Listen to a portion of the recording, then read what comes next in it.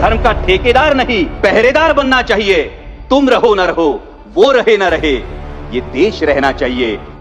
PM Modi और BJP सांसदों को धर्म और राजधर्म का पाठ पढ़ाते हुए एनसीपी सांसद अमोल कोले ने संसद में ऐसा भाषण दिया जो सोशल मीडिया पर जबरदस्त वायरल हो रहा है। किसी ने कहा बिना कलश के प्राण प्रतिष्ठा कैसे होगी। किसी ने कहा जब चुनाव ही प्राण हो तो सोचो कौन सी प्रतिष्ठा दांव पे लगी होगी। लोग तो कुछ कहेंगे, लोगों का काम है कहना। आप जन की बात मत सुनना, सिर्फ मन की बात करना। फिर भी खुश थे हम।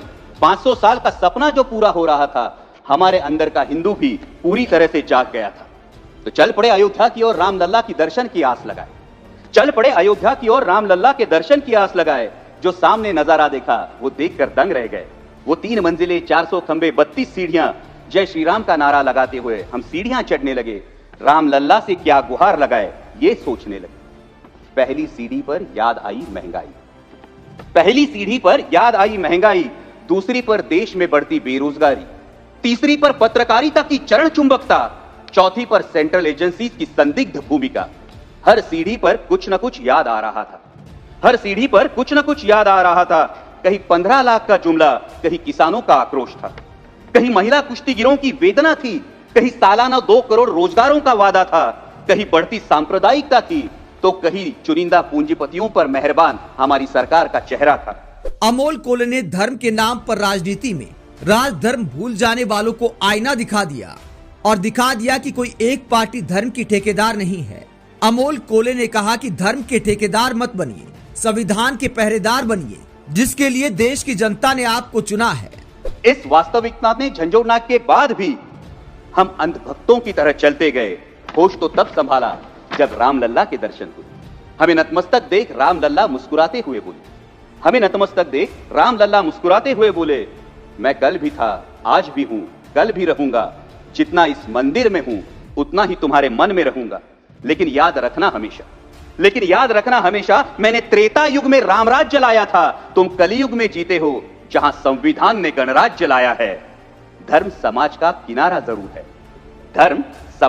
किनारा जरूर है, लेकिन देश एक बहती धारा है। किनारे को धारा के बीच में लाया तो प्रवाह अड़ जाता है, प्रगति के पथ से हट जाता है। इसलिए धर्म का ठेकेदार नहीं पहरेदार बनना चाहिए। तुम रहो न रहो, वो रहे न रहे, ये देश रहना चाहिए। देश का संविधान रहना चाहिए, देश का लोकतंत्र रहना चाहिए, ये देश रहना चाहिए।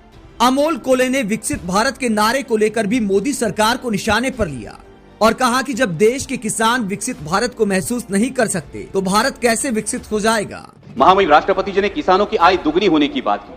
अध्यक्ष महोदय, मैं कुछ आंकड़े बताना चाहता हूं कि 2013 में डीएपी की एक बैग थी, उसकी कीमत थी 560 रुपए।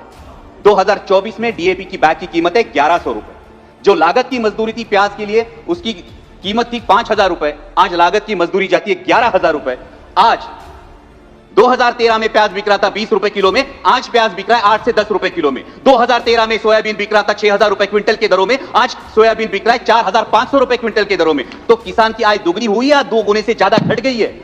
जब हम विकसित भारत का एक स्तंभ किसानों को मानते हैं, तो यह मैं कहना चाहूंगा कि जब विकसित भारत की यात्रा होती है, दिल्ली में ठंड बहुत है, किसी को बताना नहीं पड़ता, ठंड बहुत है, हम महसूस करते हैं ठंड बहुत है।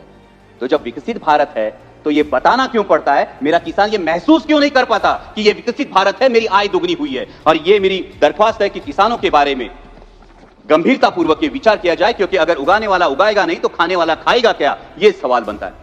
आपको अमोल कोले का ये भाषण कैसा लगा, कमेंट बॉक्स में अपनी राय जरूर दें। अगर आप हमारी पत्रकारिता को पसंद करते हैं तो थैंक्स के ऑप्शन का इस्तेमाल करें, वीडियो को लाइक करें, चैनल को सब्सक्राइब करें। नमस्कार।